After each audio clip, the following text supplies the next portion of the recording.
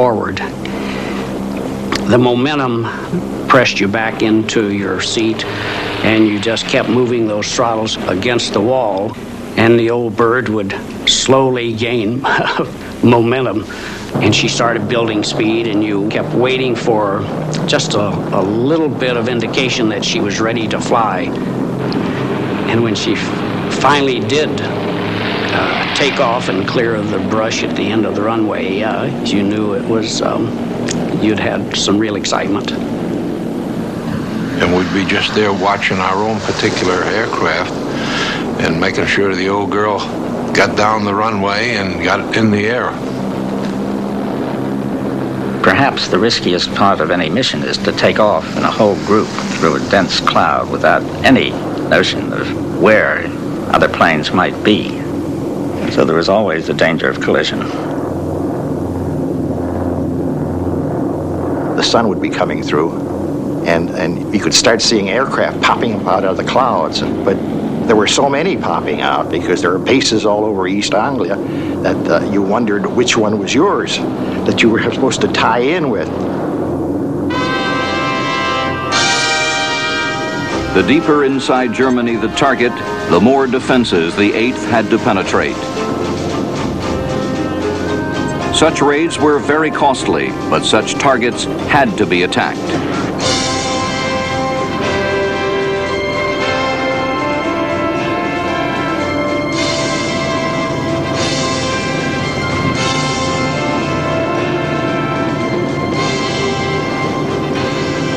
The force headed for Schweinfurt that day totaled 291 B-17s.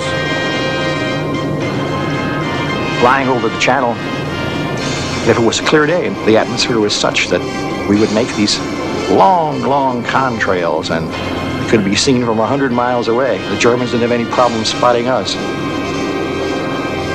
So you could see this bomber stream heading into target area Germany.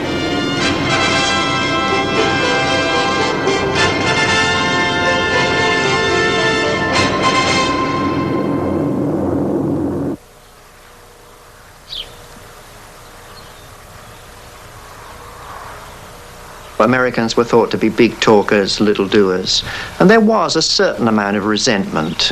But it changed rapidly because anyone who was near one of these airfields soon realized that these guys bled just as readily as our blokes did, and that they could fight, and that they really put their all into it.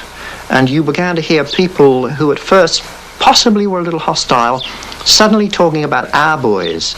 And they didn't mean British boys, they meant the American boys on the local base.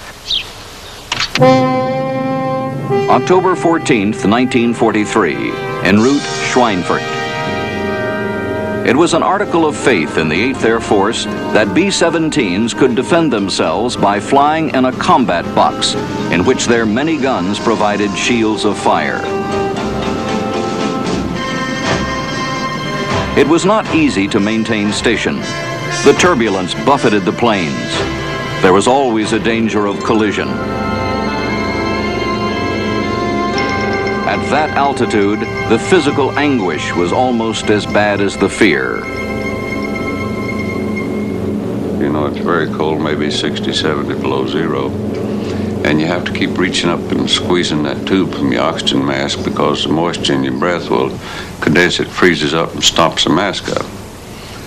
And we had one man that day that didn't get that done, and he died of anoxia.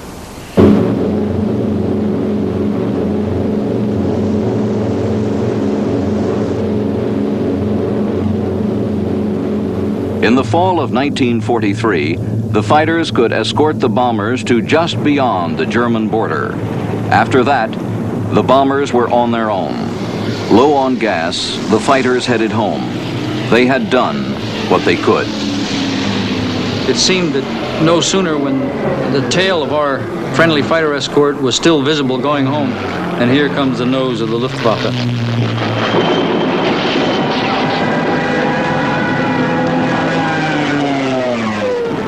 The B-17s were alone, and hundreds of German fighters were between them and Schweinfurt.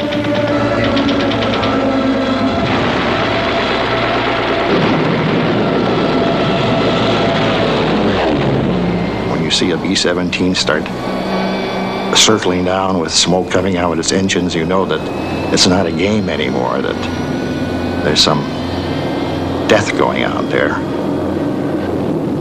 I had a new man on my wing, and I told him to be sure and try to do everything I did. And of course, this young man couldn't do what I did because I did it so fast, and he got hit, and he was just a burning.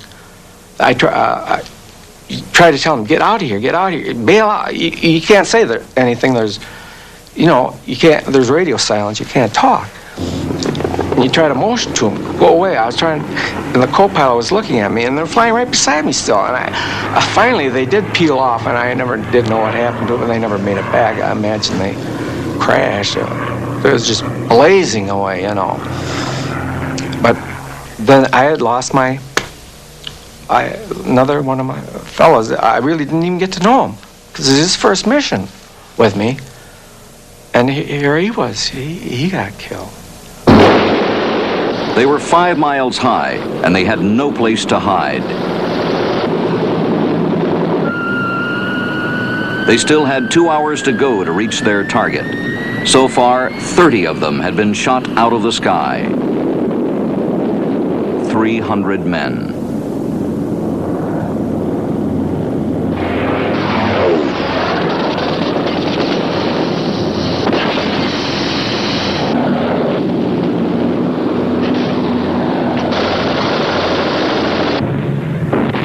The German flak batteries were massed around Schweinfurt.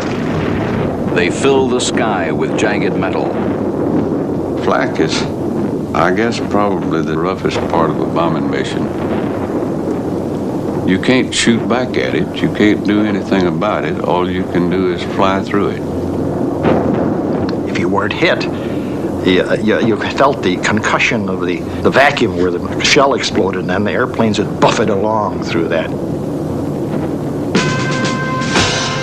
The run into the target was called the bomb run. It was the time of maximum danger. They had to fly straight and level for 20 to 50 miles. They were sitting ducks. Now, we've been turned back by weather, but no 8th Air Force was ever turned back due to enemy action.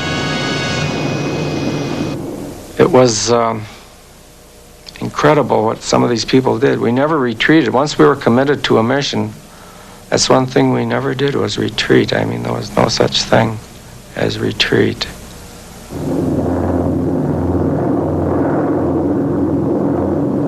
They had fought their way to the target. They had hit it with all the force they had, as accurately as they could. But whether they had been able to prove the theory of strategic bombing was still an open question. They had already suffered critical losses. 30 more B-17s went down over the target and on the way home. 300 more young men. It was a bloody shambles. The way back from Schweinfurt is a nightmare vision, which I think all of us who were on that mission still carry with us.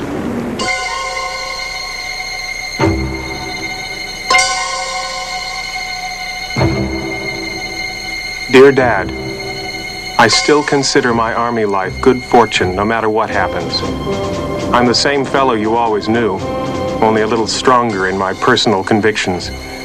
And after being guided through a few recent experiences, I'm inclined to believe that God wants me to return to you again, here on earth. With all my love, your son.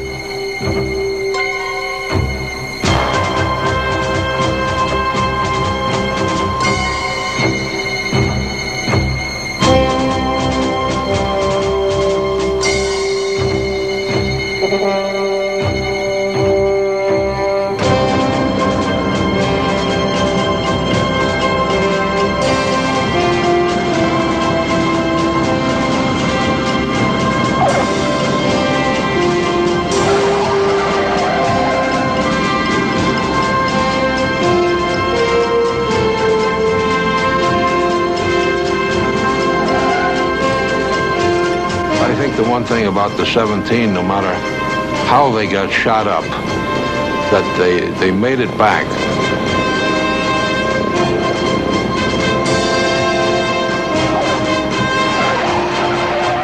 We knew so many of these boys. They were just boys, you see, when they were here. They were probably 19, 20, early 20s. And we did feel very sad when we knew so many planes had not come back.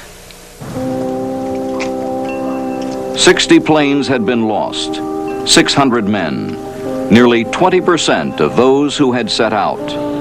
Many of the planes that did come back would never fly again. For what had been achieved, the losses seemed unacceptable. In theory, at least, Mission 115 to Schweinfurt had failed.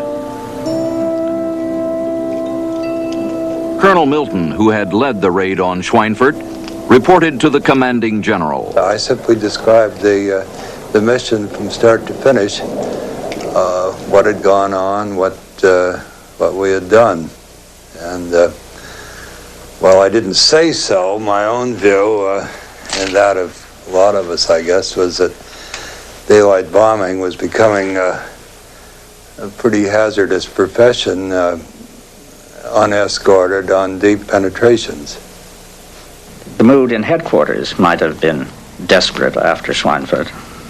They might have realized then that grand strategic bombing was not quite the neat way of the surgical method to be used to end a war.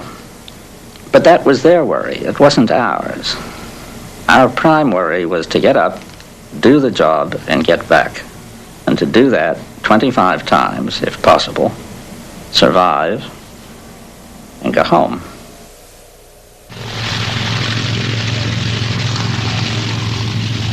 Winter 1943.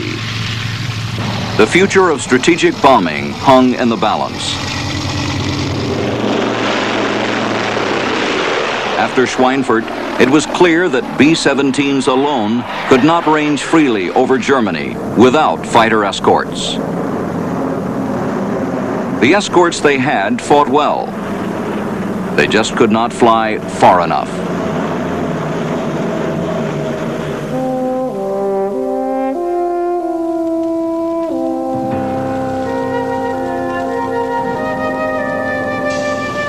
It would happen every mission, every day.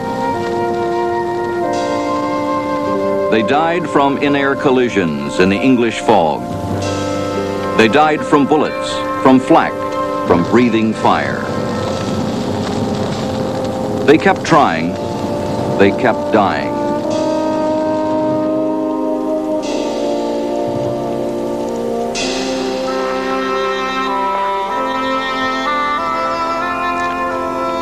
When you lost some of your friends,